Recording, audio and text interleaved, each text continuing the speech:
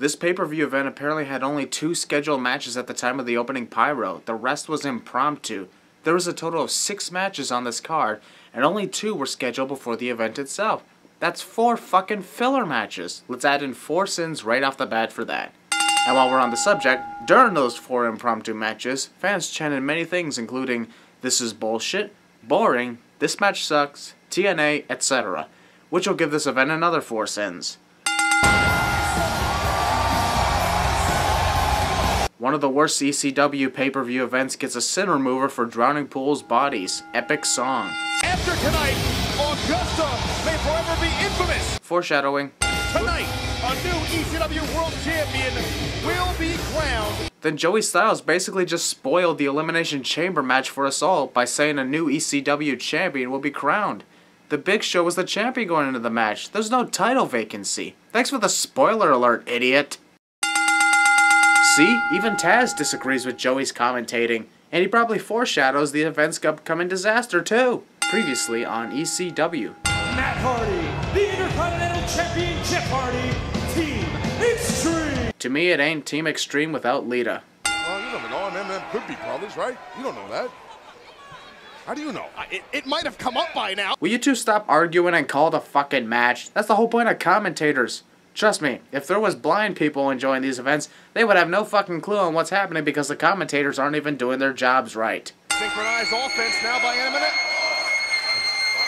After watching wrestling even through Melina's screams, it's a wonder that I still have my hearing. Who sucks now? Who sucks now? These days, I would say Tyler Breeze. Reminds me of Melina for some scary reason. Probably the wardrobe. Oh, look at Matt, look at Matt. Look, what? Oh. Melina failed at trying to trip Matt. And you got to give an assist to Melina, right? Well, she's part of M&M. She's one of the M's. That's why I said assist. Arguing over the word assist. Matt later complained about Melina getting off of him because he had the best view in the house. Also, Matt Hardy got to sneak a peek under Melina's dress and not me. Lucky bastard. Yeah, no doubt about it. Watch out. Ooh. Poetry in motion. Intentional copyright infringement. One more body to fly. Oh, come on. Matt didn't even get hit by Jeff's move. Fantastic balance being demonstrated by Johnny Nitro. Please stop talking. Telling the commentator to stop talking means telling the commentator not to do his job. Watch out. The whisper in the wind by Jeff Hardy. Jeff only connected the whisper in the wind on Joey. Johnny just fell because reasons. Gotta be kidding. Off-sync suplexes. Watch out. Oh my God, wait a minute. Holy shit. Melina took that hit pretty well. Aw, how cute. Get a room, boys. This was a great tag team match. The sad sin right here is the fact that this match might just be one of the only entertaining parts of this event, considering this is the event that made many wrestlers request contract releases and to never watch wrestling again. What the hell is Matt Striker wearing, and why? My opponent is a man by the name of Balls Mahoney. Still a better name than Matt Striker. Let me know if something entertaining happens. I'm going to the concession stands for a moment. An extreme enforcement of rules. Matt's not in charge of ECW. He has no right to enforce rules. No foul language, please. There will be no foul language, but Matt said nothing about the guy flipping him off behind him. Also, whoever that guy was that flipped off Matt, I'll give him a shout out and say, thank you, you earned the sin remover. Matt's face on his ass. Also, there were too many camera shots on Matt's ass. That's what I say. Oh my God, stop. Please, get that out of here. Taz would be great at CinemaSins 2 expansion. Matt Striker trying to do some grappling. Matt breaks his own rules. Balls Mahoney using all the Covered. That was a 1 count, you moron. Matt had his shoulder up and the referee still decided to count to 2. How come we never see referees accidentally count to 3 in this situation? Very impressive. Only in ECW would you hear a referee shout, "Come on, balls! Come on, balls! Do you give up?" Watch out. Botched landing. This planet could be all for Matt Striker too, and it's over. And this match was boring as fuck, and I thought ECW was extreme. Also, 7-minute match? It felt more like an Iron Man match. Dull, dull, and more dull. Another non-ECW trait, a Balls Mahoney match without weapons. Backstage assault that we never got to see. Also, Sabu is one of the greatest competitors in ECW history, and everybody was looking forward to seeing his death-defying moves in the upcoming Elimination Chamber match. But no, we won't see him go extreme. Also, Sabu later left on a fucking stretcher.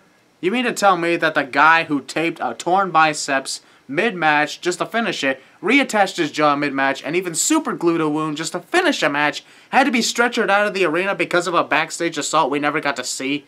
Bullshit times 10. Oh, wow, she's so hot. Oh, I'll be back. Give me 20 minutes.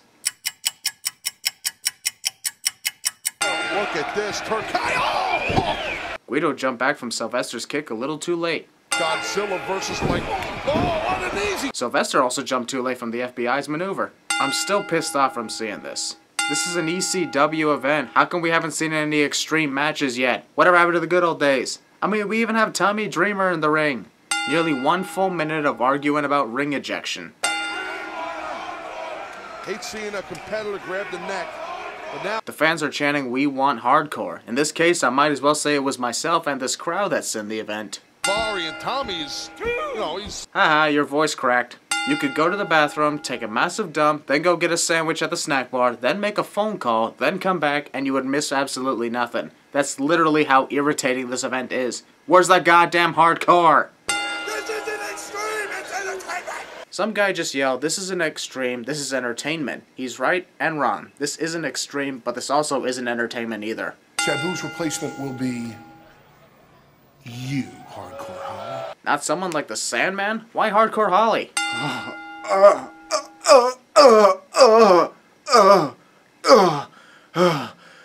Oh, jeez, so now I gotta clean my fucking sin counter.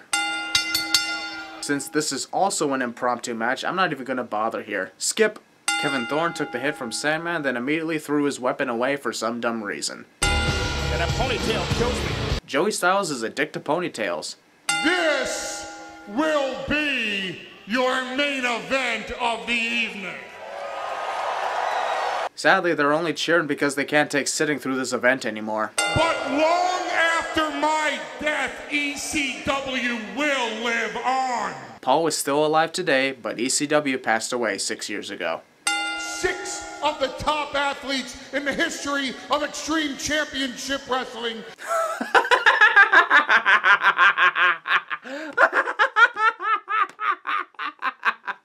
Sabu and the Sandman and Rob Van Dam has come to an end. Sadly, Paul is right.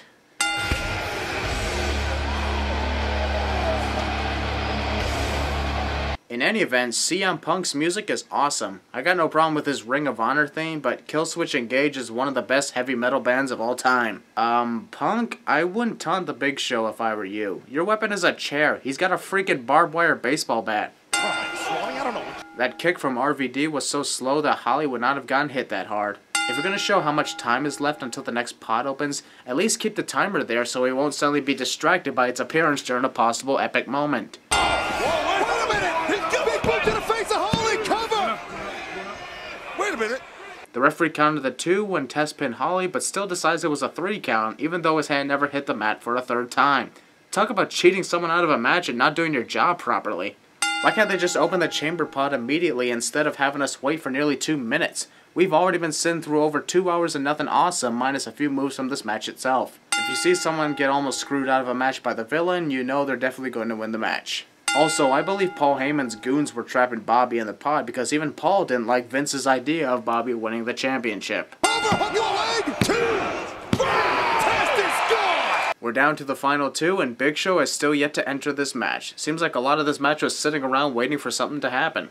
Also, another full minute of waiting for someone's pod to open. Show's gonna use Lesnar's move! Whoa, whoa, whoa, whoa. Taz just said Lesnar. What a fucking fail. That's not Brock Lesnar, that's Bobby Lashley. Different wrestler with BL initials. I'll admit, that was funny as fuck, but still pretty dumb to mix up the two. Show could have moved out of the way at any time, but he just allows Bobby to connect with that spear.